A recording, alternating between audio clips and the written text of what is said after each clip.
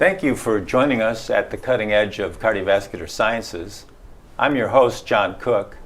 I'm professor and chair of the Department of Cardiovascular Sciences here at Houston Methodist. And today I'll be joined by Dr. Roman Sukhovershin, our scientific director of the RNA Therapeutics program, as well as Dr. Assaf Zinger, who is a scientist in our Department of Nanomedicine. Today, we're going to be talking about how RNA nanotherapeutics is going to change cardiovascular therapy, transform cardiovascular therapy. Now, there are a lot of different RNA molecules, but today we're going to be focusing on messenger RNA.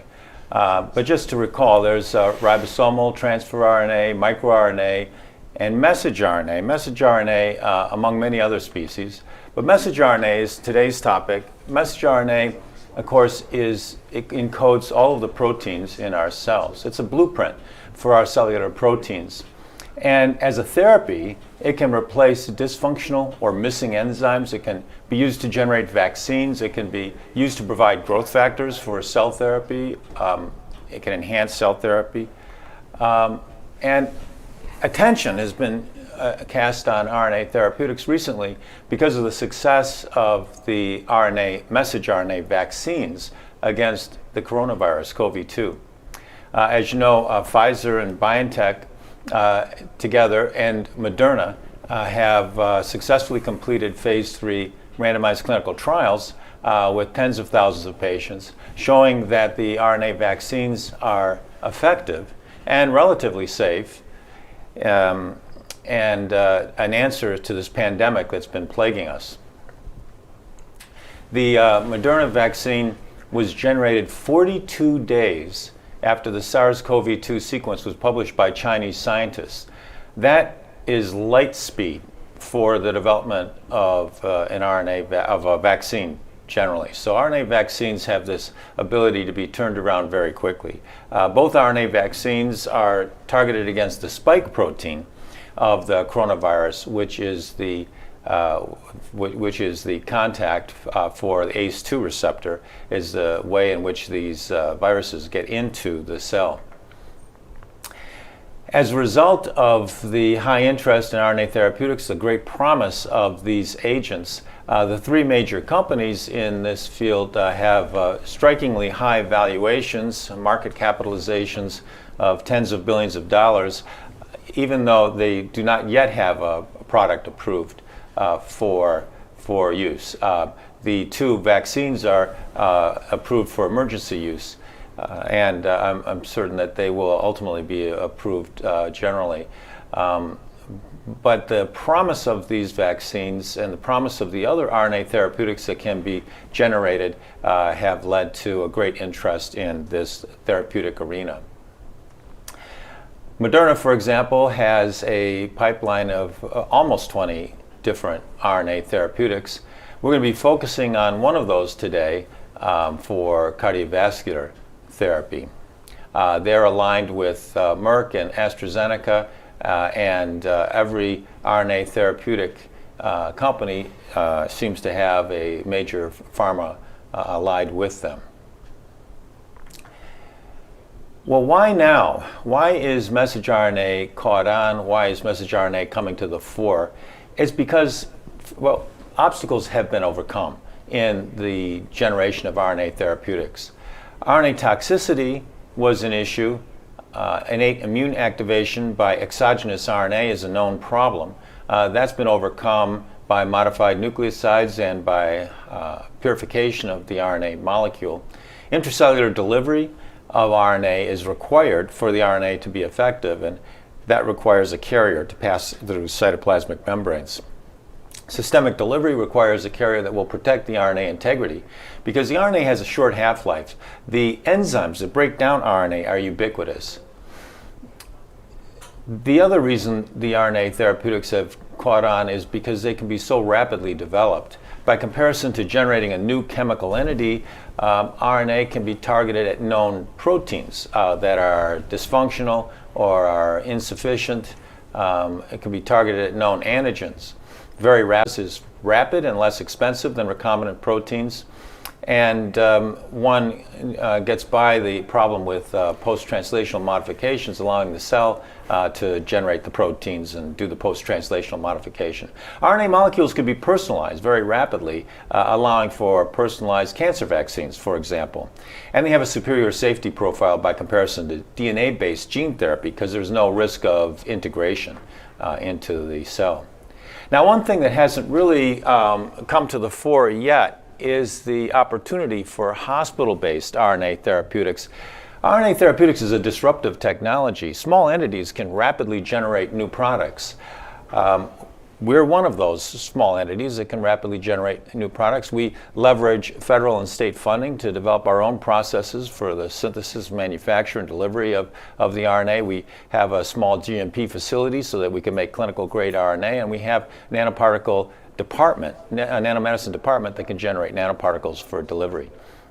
Our hospital has a phase 1 unit and the capacity for large clinical trials, and we have some corporate partnerships with also collaborations with academic groups with a deep fund of knowledge to generate our own IP and products. So RNA therapeutics is going to transform care generally because it's disruptive as a technology, it's rapid to the market, rapid into clinical trials. Our own program here at Houston Methodist Hospital and the Texas Medical Center is on the 10th and 12th floors of this research institute where we can generate clinical grade RNA. We generate RNA products for Texas and for the world, and have been doing so with state funding for about 7 years now. Also, we have a great interest in experimenting with improving the stability and the translation of messenger RNA, and a lot of work with our collaborators as well as improving the RNA therapeutics.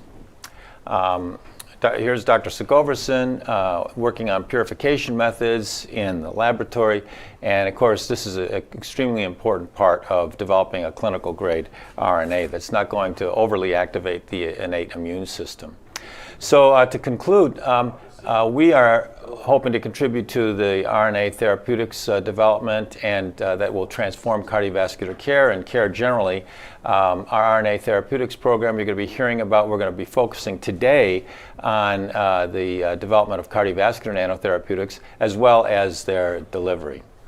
But we do have a full assembly line for small companies and academic groups that want to work with us, from helping them design the constructs to synthesizing them, purifying them, validating them, testing them in small animal models and large animal models in our GLP comparative medicine program facility, generating the clinical grade RNA in our GMP facility, and we have the full team to do all of that.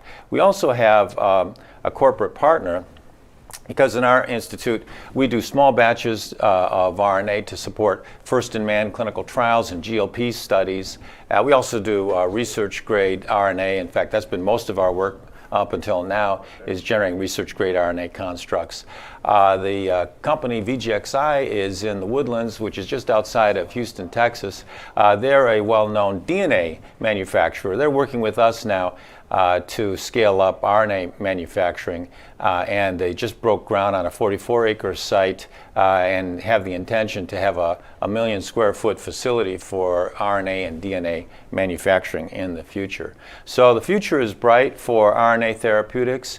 And to tell you a little bit more about the role of cardiovascular RNA therapeutics is our scientific director of the RNA therapeutics program, Dr. Roman Sukhovershin. Roman, thanks for joining us on the program today. Well, that's my pleasure, Dr. Cooke. Thanks for inviting.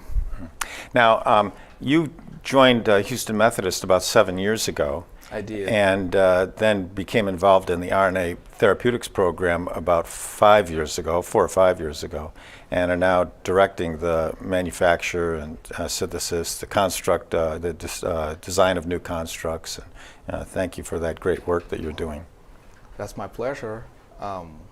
I was always, interested in developing the new type of therapeutics, and with the RNA therapies being now a huge new thing. I'm so excited to be contributing to this.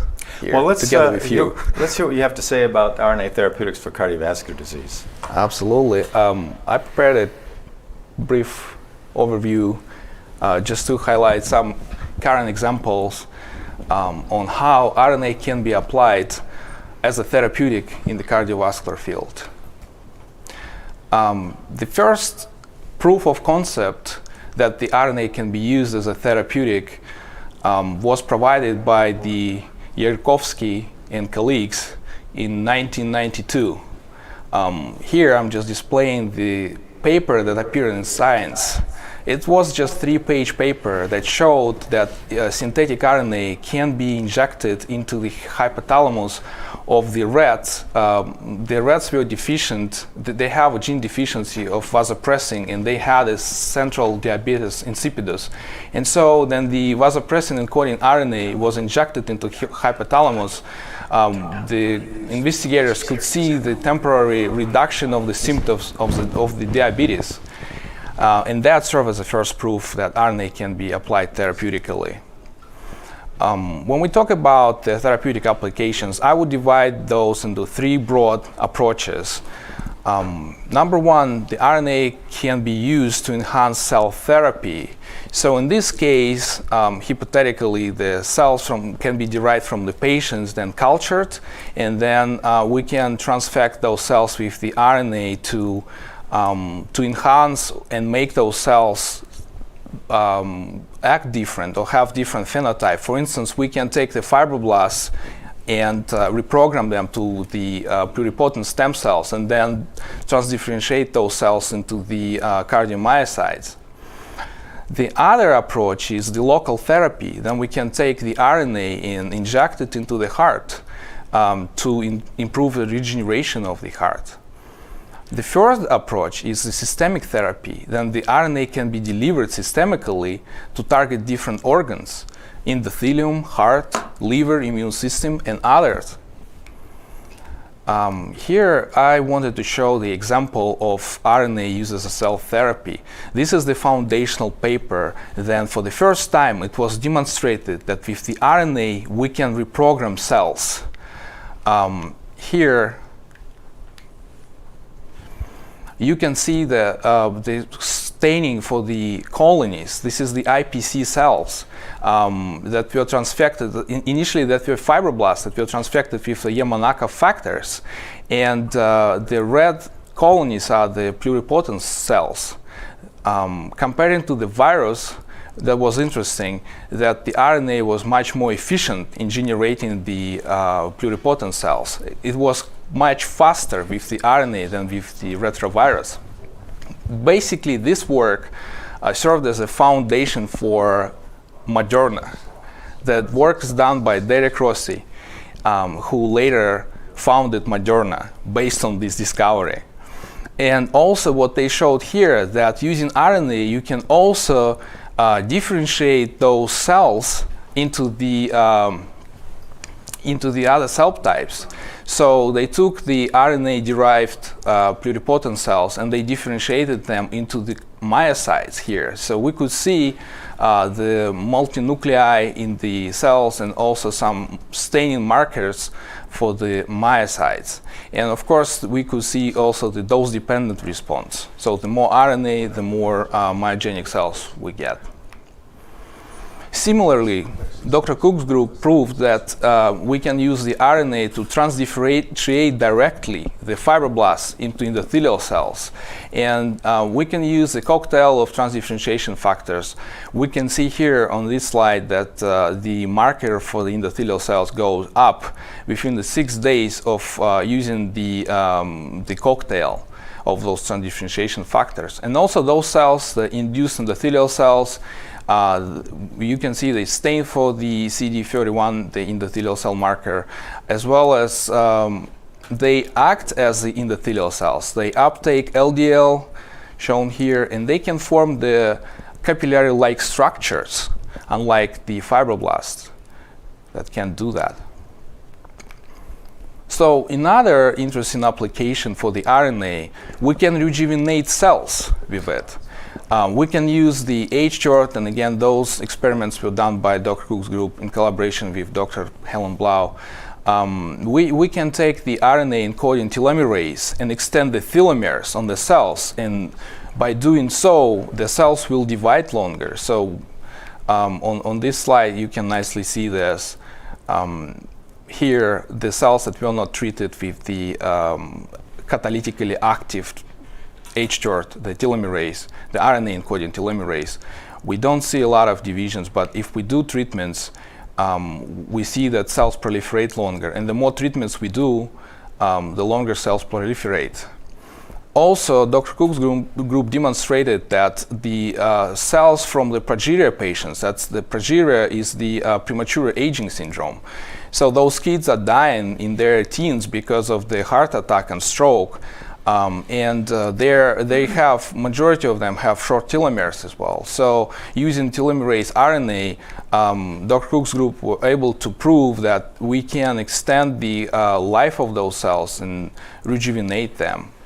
You can see here, after 3 transfections of the RNA, the number of cells significantly increased compared to the control. So now, when we talk about the local therapy, this is the foundational work done by Dr. Lior Zangi. They injected the RNA directly into the heart at the moment when we created the infarction, and they compared the RNA with the DNA. And in their experiments, RNA was actually superior to the DNA. They used the VEGF-A RNA, which was the factor to increase the proliferation of the vessels and differentiation of the progenitor cells into the endothelial phenotype. So you can see here that using the VEGF-modified RNA, the revascularization of the infarct zone was much better than using DNA. Also, of course, they assessed the heart function, and they could see that the contractility of the heart is much better if you use the RNA than comparing to the control. And most importantly, the long-term survival of the mice. The mice lived longer if they were treated with the RNA. Interestingly, the DNA, as I mentioned, wasn't that efficient because apparently the DNA, the treatment with the DNA encoding VEGF resulted in the more leaky abnormal vasculature, and you can see the edema of the heart here. So what they also showed, I'm just showing their one of their figures here, that the kinetics of the gene expression is different when you use RNA, of course, with the DNA, and the RNA has a more beneficial kinetics. So we will see the expression of the desired molecule within several days, and then it's gone. But those several days are critical to achieve the regeneration or other therapeutic means. Later on, those findings were further confirmed in a large animal model, and in this case, they also injected RNA 7 days later after creating the infarction, and they still could see the beneficial effects. They could see the reduction in the fibrosis in the heart, and they could see the improvement of the heart function as well. Now, did they, Dr. Sukhovershin, did they show that the injection of the VEGF RNA enhanced perfusion of the heart? Did they do perfusion studies? They didn't, as far as I remember. Because presumably that's one of the ways in which VEGF RNA could be acting by enhancing angiogenesis, improving the microvascular perfusion. Yeah, they stained for the vessels, they showed the vessels. I'm not sure if they've done the functional experiments to prove that the perfusion is better, but they assessed the heart function, and heart function was better. Yeah. So I would assume that the perfusion had improved, involved in that as well. Okay. And then later, there was the first in-man studies that they proved that the RNA, VEGF-A RNA is safe.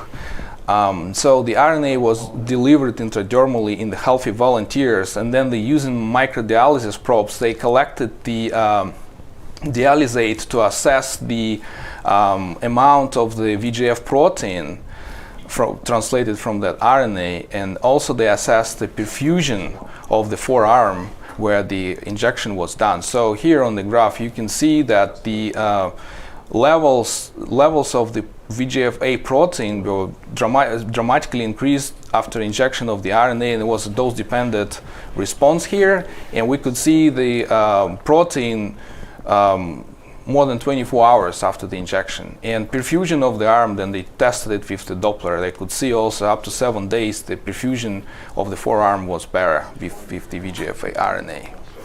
And that led them to initiate the phase 2 trial where they will be injecting the trials currently enrolling, but they will be injecting the VEGF RNA into the heart during the artery bypass grafting procedure, and they want to assess the efficacy of that RNA. So we're very excited about that work. We'll be following it.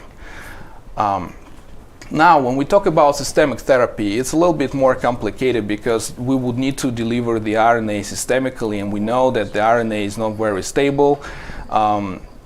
And also we encountering the problem of targeting, so we wanted to go to the specific place, but some work has been done and very nicely showing that it's possible.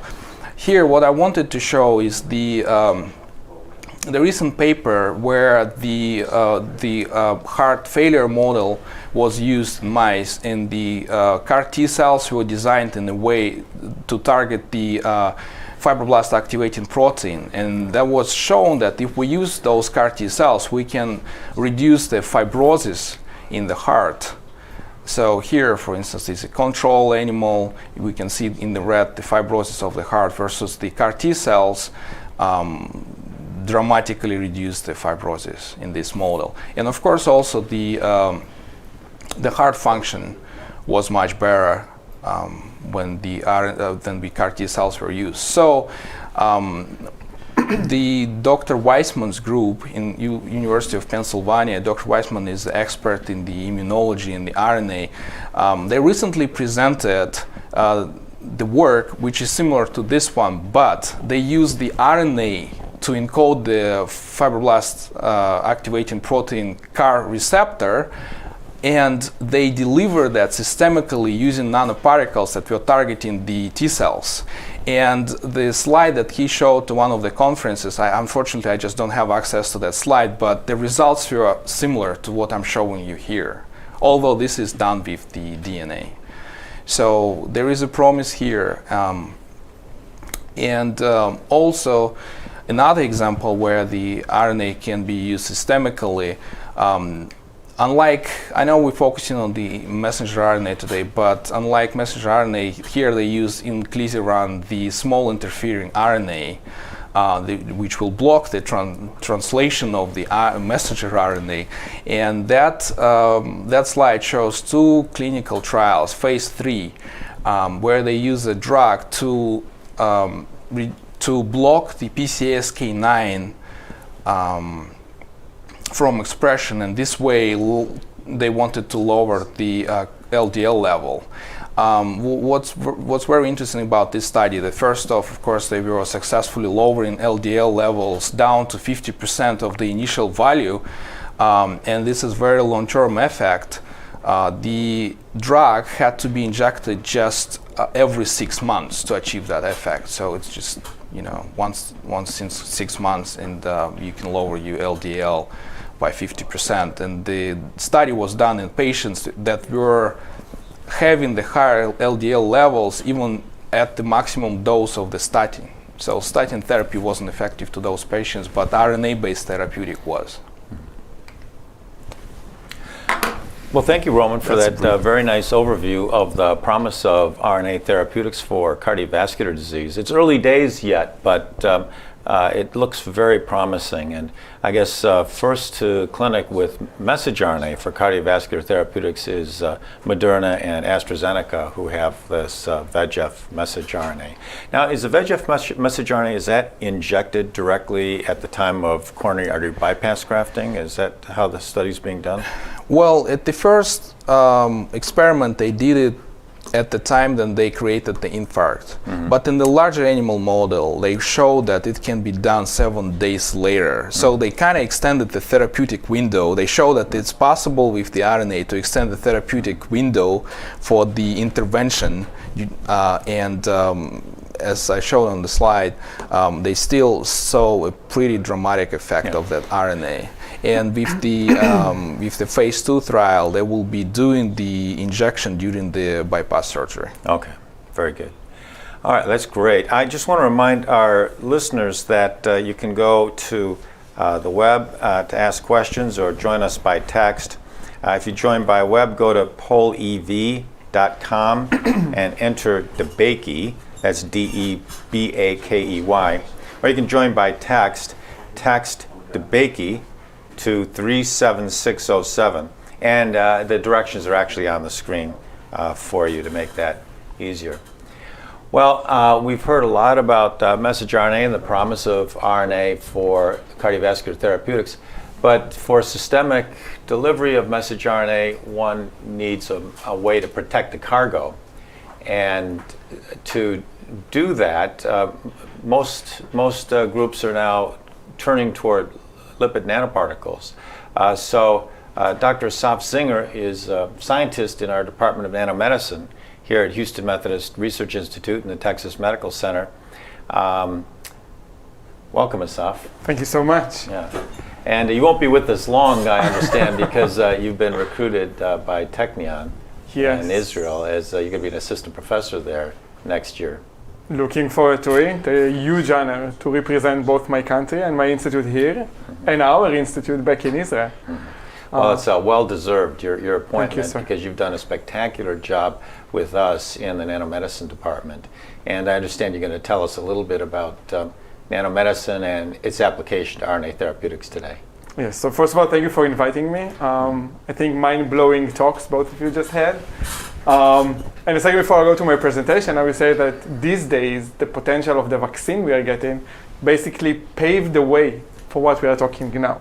So if we can trigger the minds of the guys and doctor, physician who are watching us, I think together with Dr. Cooke, Dr. Tarabali, and other very talented researchers in our department, in our several departments, we have this interdisciplinary team of good physicians and scientists that know on one hand to produce, fabricate, characterize RNA, second, on the other hand, understand his clinical potential. And when we combine hands, we can actually accelerate this mRNA nanotherapeutics FDA approval. So thank you so much, and thank you for the honor to represent my lab. So as Dr. Cooke just mentioned, I'm one of Dr. Tarabali's scientists as a part of the whole institute delivery team. And I'm going to take this advantage and maybe give several words on the nanoparticles themselves. And in order to use all the therapeutic potential that you guys just mentioned before me, at the end you need a taxi driver, right? You need somebody to take your RNA and deliver it to the target zone, the therapeutic potential of it. So I'm going to talk about liposome. Liposomes are a lipid bilayer nanoparticle composed of phospholipids. Why am I using liposomes? Because they're biocompatible and biodegradable. They're used for targeted delivery. They protect the drug from the body and the body from the drug, which is very important if you want to deliver chemotherapy or any other toxic drug. They can entrap protein and genetic cargo, and they are FDA approved. And I think this is really important. This is something this pandemic taught us all. FDA approval is critical for the next step of therapeutics. If you will break the liposome to his backbones, to his basic units, you will see the DMPC, which is a normal lipid I'm going to talk about, together with cholesterol, which we have in our cell's membrane, and the same polymer, the polyethylene glycols that everyone are talking about now.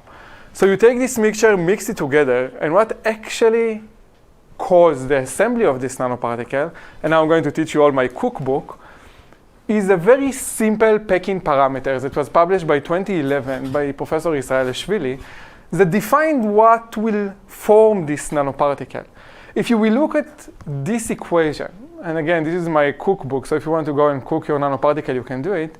You just need to calculate the volume of the hydrophobic tail divided by the surface area of the hydrophilic head, multiplied by the length of the hydrophobic head of tail of every phospholipid. So if we are using DMPC, which his packing parameter is between 0.5 to 1, we will get the bilayer phospholipid of liposome. And we are taking this thermodynamic advantage to assemble our nanoparticles. In our lab, in Dr. Tarabali's lab, we specialized on using a microfluidic device that can assemble these nanoparticles in a very quick, robust, reproducible manner.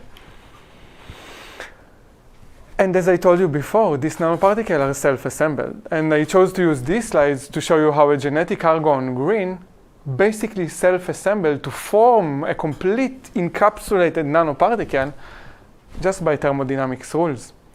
Why do we need these nanoparticles? Why not take the RNA, for example, in this case, and just inject it directly to the muscle or directly to the bloodstream? So a very simple experiment we did together with Miss Francesca Paradiso in our lab actually demonstrate the ability to protect the RNA from our body.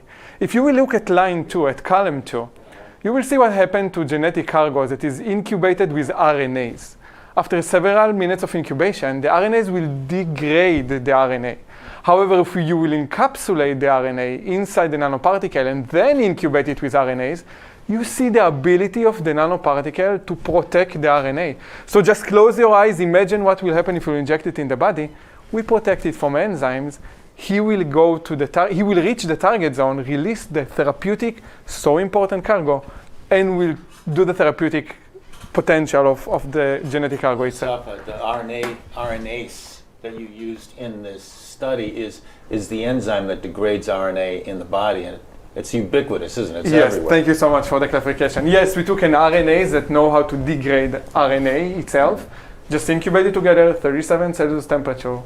And as one who worked with RNA like you guys, we know how stubborn this enzyme can be. Mm-hmm. So basically, in order to stop him from working, we use protease to disassemble it. Mm-hmm. But you can see the crucial effect of the protection. Mm-hmm. And I like to address our particles as physician in a nanoparticle. Because this physician, this scalpel, this MD hand can be proteins, can be drugs, can be RNA, as we just discussed.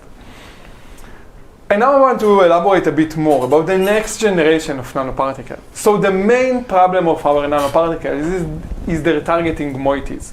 We want our nanoparticles to target a specific site. So in order to do it, and together with the help of Dr. Tashotti and Tarabali, we looked how the white blood cells in our body target inflammation. If you will think of that for a second, if we can mimic the mechanism that these white blood cells target vascular inflammation, we can target our therapy to specific sites. If you will break down and dissect the mechanism, you understand that LFA1, lymphocyte function-associated antigen 1 that expressed on leukocytes, basically transiently bind to ICAM1, which is the same beaker that inflamed endothelia express, and these cellular-to-cellular connections allow us to target. So we developed an approach that allows us to extract leukocytes membrane proteins, choose the specific building blocks of the particle, which I mentioned before, use our microfluidic approach, and assemble a nanoparticle in less than 5 minutes. This nanoparticle is being characterized by several physiochemical and biological properties classifications, and then we can provide the medicine, as we described in our just recently published review. If you will look what happened to these nanoparticles compared to not biomimetic nanoparticles inside the body, you see this work done by Dr. Enrica De Rosa, and on your left, you can see the synthetic nanoparticles on red circulate in our body. You can see how their low presence is there. I'm just trying to operate this video, but it's not going. So you can just see how they circulate in a lower manner and being uptake by specific macrophages. You can see the blood vessels in green here.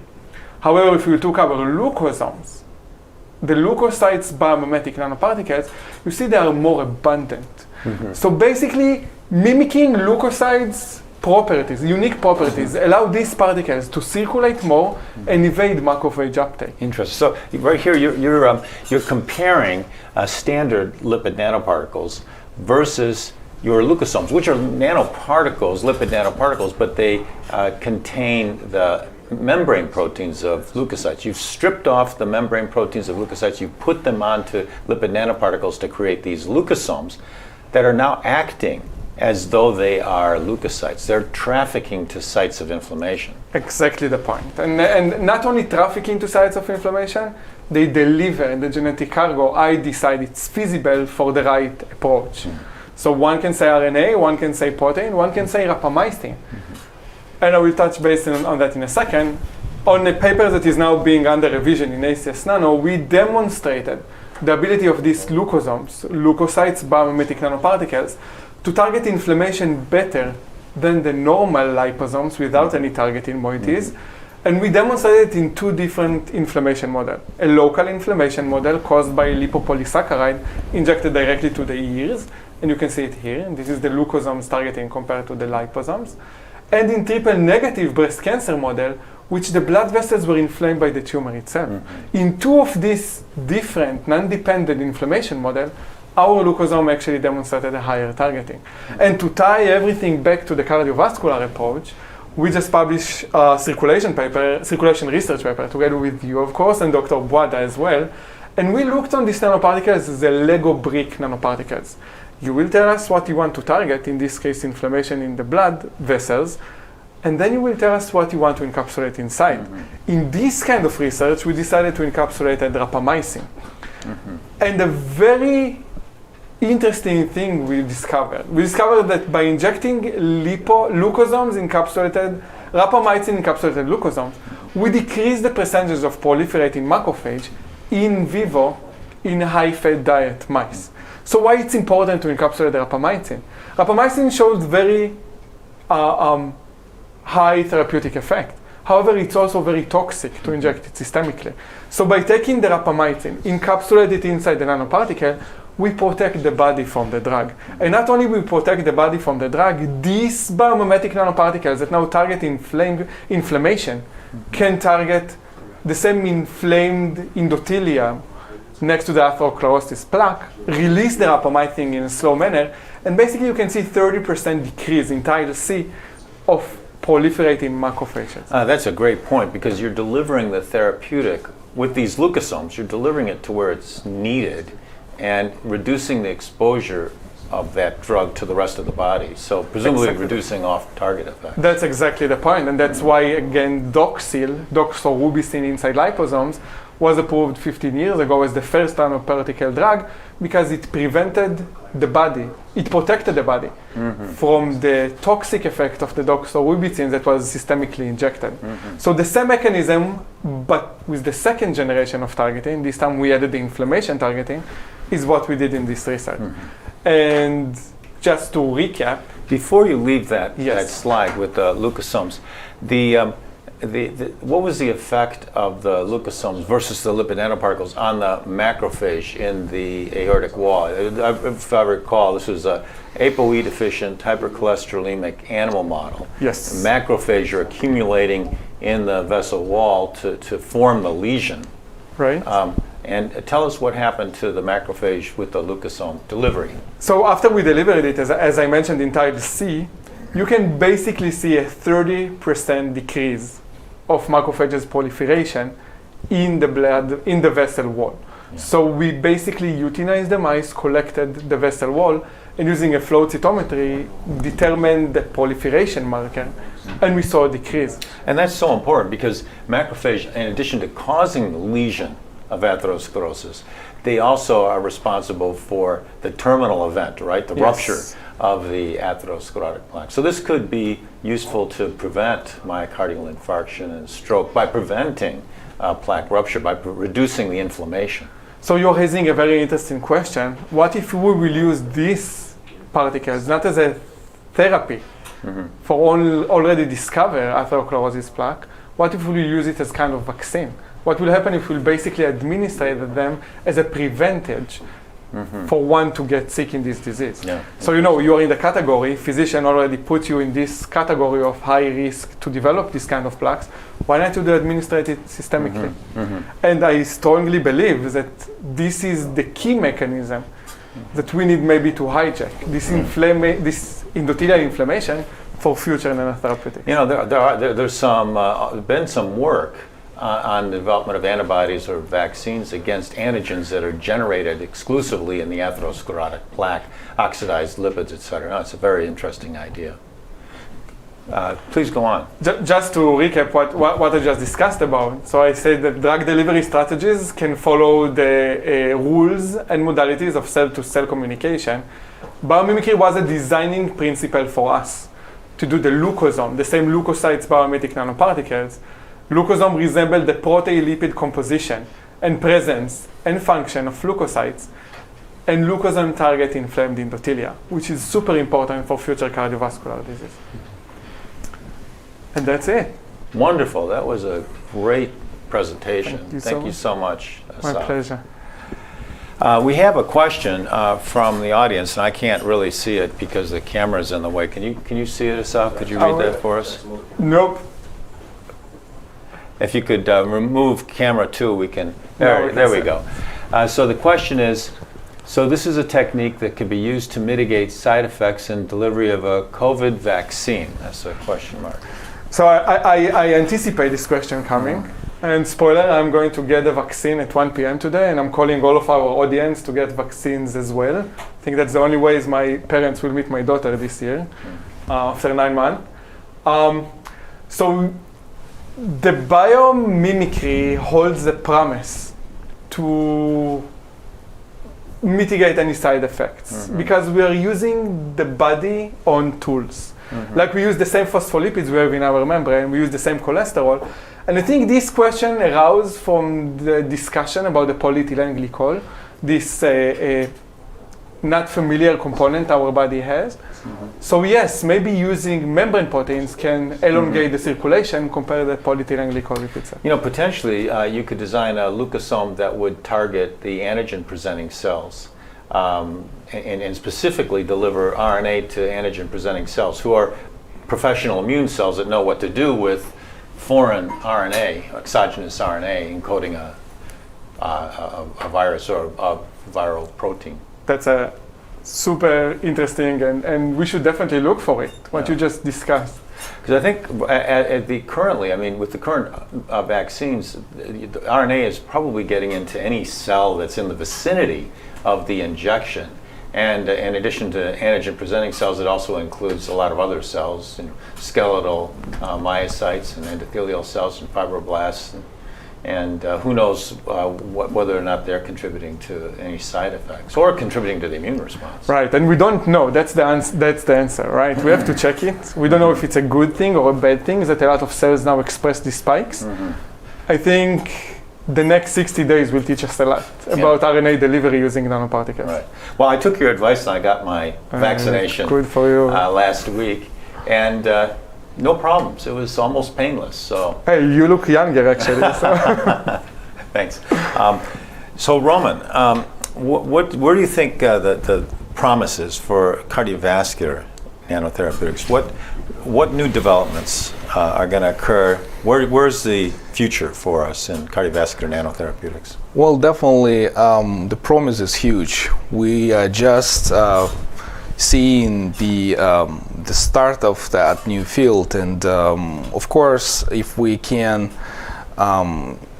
use the different formulations of the lipids to create the particles that would allow us to do the delayed release, prolonged release of the drug. That's something very interesting. I would love to hear your perspective on that, but I think that's what we need to enable a lot of therapies. But I mean, the potential of the RNA is huge, and as it is applicable to other types of diseases, it can be applied to the cardiovascular disease as well. So, I thought your comment about the kinetics of RNA and the expression of the therapeutic protein, I thought that was really interesting. Of course, the standard message RNA, the expression of the proteins arising from that is going to be limited to days, Right. probably. But in some cases, that's what you want, as you pointed out. But you asked Assaf a question, and that was, is it going to be possible to extend the effect of RNA with lipid nanoparticles of different types? So that's a very good question. Thank you for asking it. So the first answer will be a question as well. What is enhanced? For how long do you want it, right? What do you think will yield the best therapeutic efficacy? So if we look on proteins like insulin, we're talking about hours. However, when you talk about RNA, now we talk about days. So if the question is how to increase it by hours, again, that's part of the Cooke book, and you should see the publication we just mentioned. You can add some more cholesterol. We can look how the cells in our body react to slow release. So if we let more cholesterol to the membranes, the particles will be more rigid. And by that, you increase their barrier and the release will be slower. Hours perspective, right? Mm-hmm. If you talk about days, now a different complexity is arising. Do we want to use an external device like an insulin pump that can be charged every morning and basically inject our particle intraperitoneal? Or we think about something else, maybe a different capsule that will deliver the RNA. So I think it comes to the end that you ask yourself, for how long do I need it? Mm-hmm. And I always like to say, simplicity.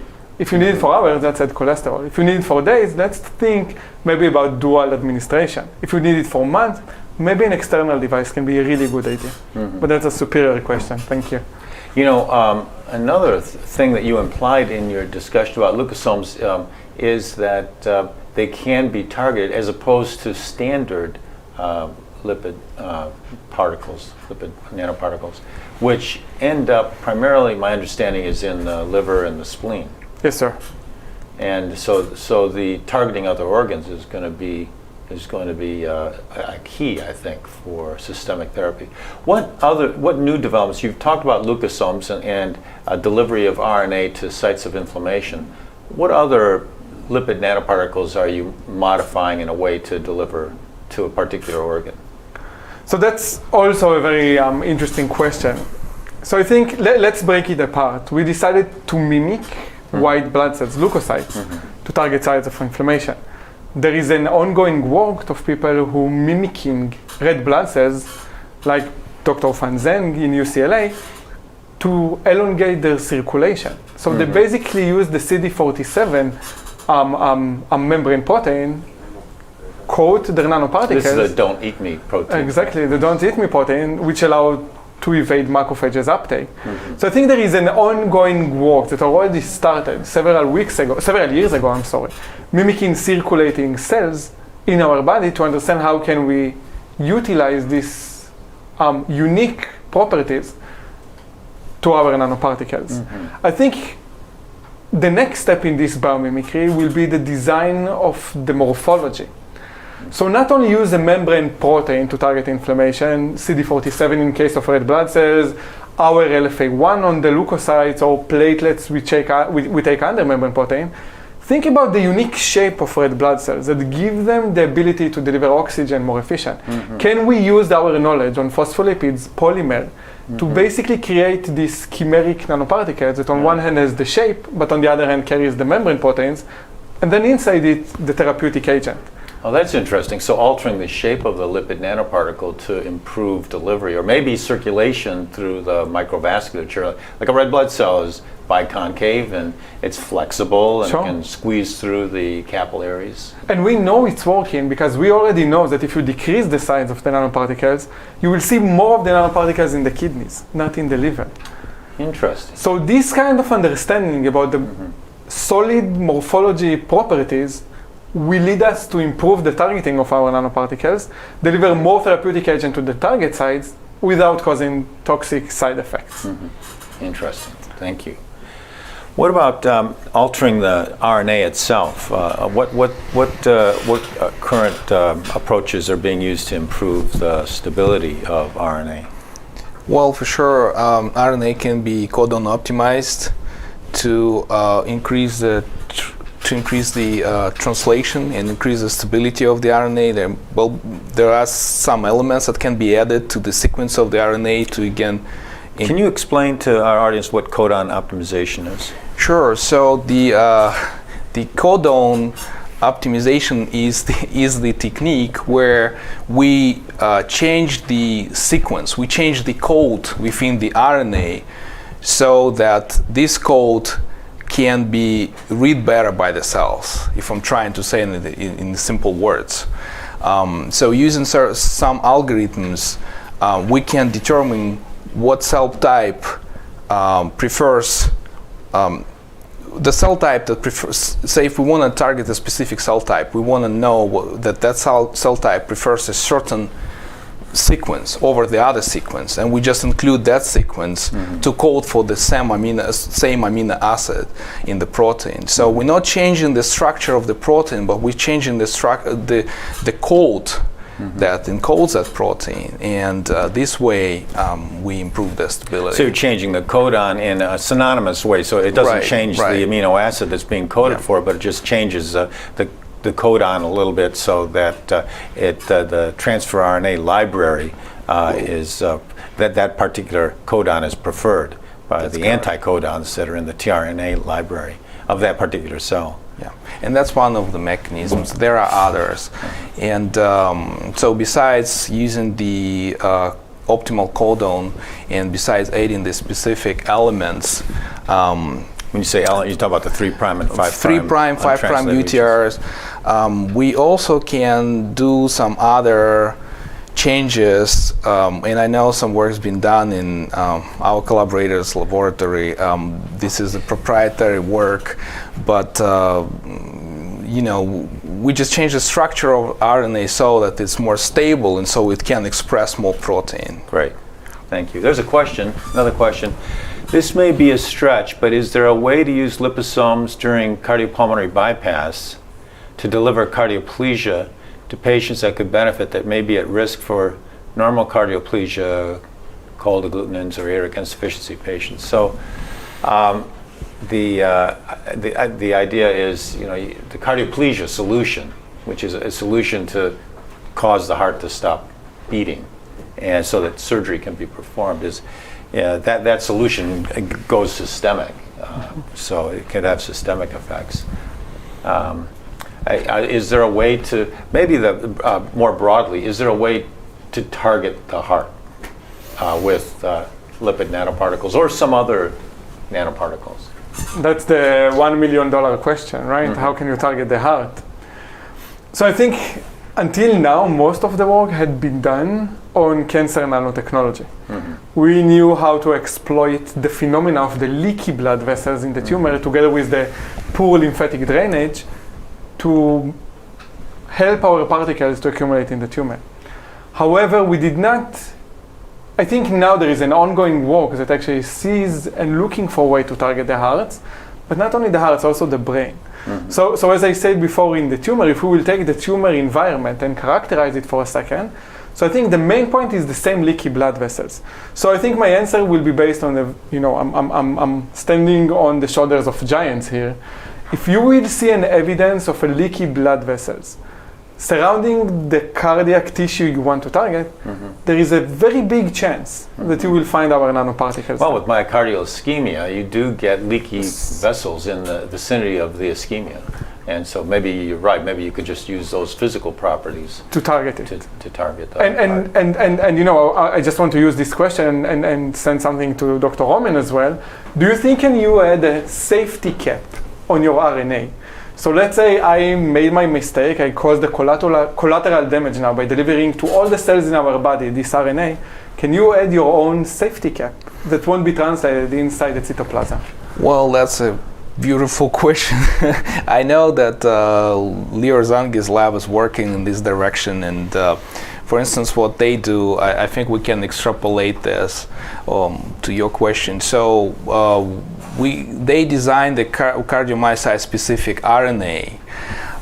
That RNA has to be delivered together with another RNA construct that will basically shut the translation of that cardio-specific RNA everywhere but not in the cardiomyocytes. Because in the cardiomyocytes, there will be some microRNAs that will target the suppressor RNA, and the suppressor RNA will be degraded, and that cardiomyocyte-specific RNA will express. So that's the safety switch, and also the possibility of targeting the specific cell type with the naked RNA. We even don't need nanoparticles for this. This is the beauty of that technology. That's a beautiful idea, designing the RNA for targeting a specific tissue, or designing a lipid nanoparticle, or both for targeting specific tissues. We have one last question before we go. It's an important one.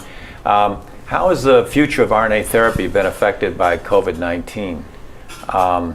And what kind of research has been conducted to determine variable factors or complications of the given therapy? That's a pretty broad question, but let's take the first question.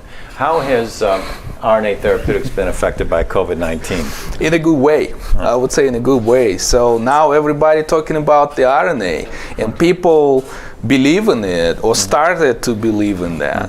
And of course, that's a great opportunity for all the RNA biologists and people involved in the Well, RNA we've always therapeutics. believed in it, and it's nice to see others coming along now. Anyway, thank you both for joining me today at The Cutting Edge. Dr. Assaf Zinger, Dr. Roman Sukhovershin, and to those of you that have been following us at home, thank you for joining us at The Cutting Edge of Cardiovascular Sciences. We'll see you next month.